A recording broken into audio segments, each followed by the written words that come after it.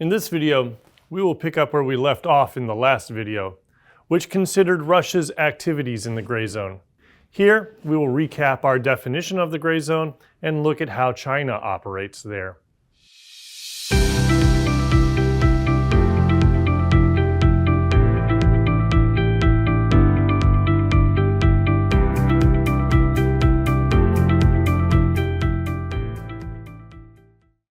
The term gray captures the neither peace nor war nature of today's great power competition, where Russia and China are trying to defeat the US without directly fighting the US. Gray also captures Russia and China's preference for ambiguous and non-attributable actions in the gray zone. Whether it is Russia's little green men who conquered the Crimea without admitting they were Russian soldiers, or commercial fishing fleets, rather than the Chinese Navy, intimidating Pacific nations on behalf of the Chinese Communist Party, gray activities are proliferating in the current era.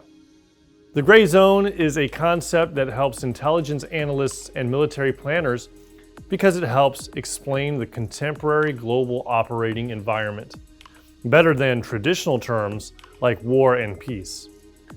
So let's look at what the gray zone really is. Conventional and gray zone conflicts have similar ends, and they both employ multiple instruments of power. The difference is that in conventional warfare, the military instrument dominates and the others are in support. And in gray zone conflicts, the relationship is reversed, with diplomatic, information, economic, financial, intelligence, and law enforcement instruments dominant and the military instrument in support. Gray zone conflicts do this because they stay below the threshold of large-scale direct military conflict. One important way of staying below the level of direct military conflict is to use proxies, information operations, cyber operations, and other methods that make attribution more difficult and ambiguous than a conventional invasion.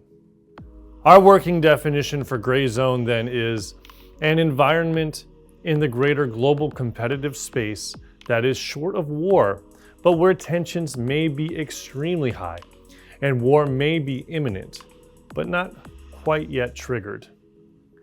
It involves such non-kinetic activities as training separatists or resistance fighters, conducting active measure or malign activities, and disinformation campaigns. China sees itself as already being at war with the US, and since Chinese and US forces are not in direct combat, China is pursuing its warlike goals through gray zone activities. China conducts gray zone activities all over the world, but there are certain geographic areas, such as the South China Sea and Taiwan, that are focus areas for China's gray zone operations. In the South China Sea, China has captured terrain without fighting.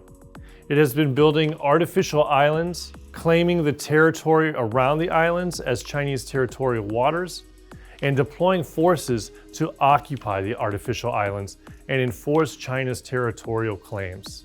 As a result, China has succeeded in enclosing and then militarizing areas once thought of as international waters, in placing radars, missile systems, and even aircraft on the newly claimed territory.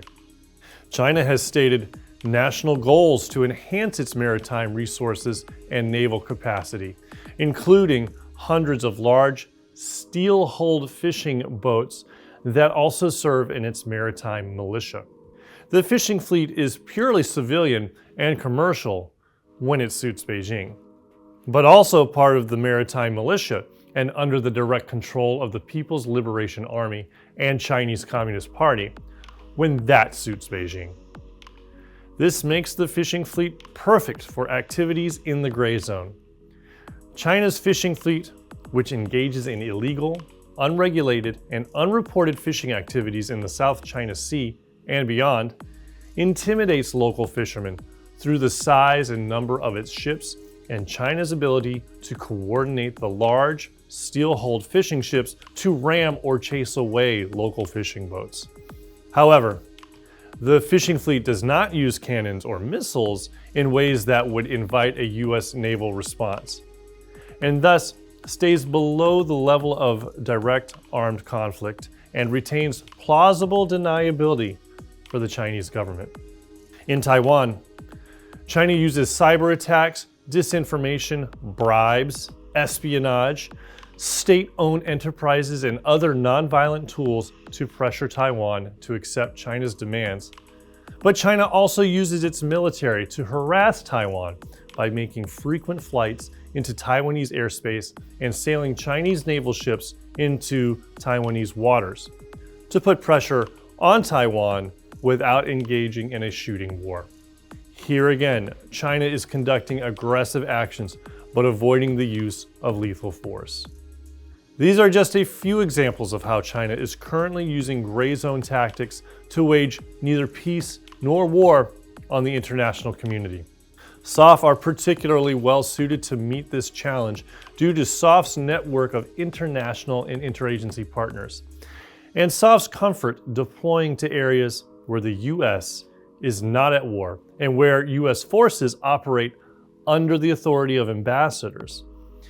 In the United States, U.S. Special Operations Command, or USSOCOM, is the tip of the spear for missions such as counterinsurgency, counterterrorism, joint web-based military information support operations, civil affairs, unconventional warfare, and countering threat finance. These missions allow, through specific legal authorities, U.S. SOF to use kinetic and non-kinetic operations, directly and indirectly, to achieve strategic objectives in the gray zone of intense political, economic, informational, and military competition. In short, SOF is particularly equipped in various ways to take a leading role in executing gray zone activities. For more information on this topic, see the original publication at the JSOU Press, titled Operating on the Margins, SOF in the Gray Zone, an edited volume by Dr. Howard G. Coombs and Dr. Christopher Marsh.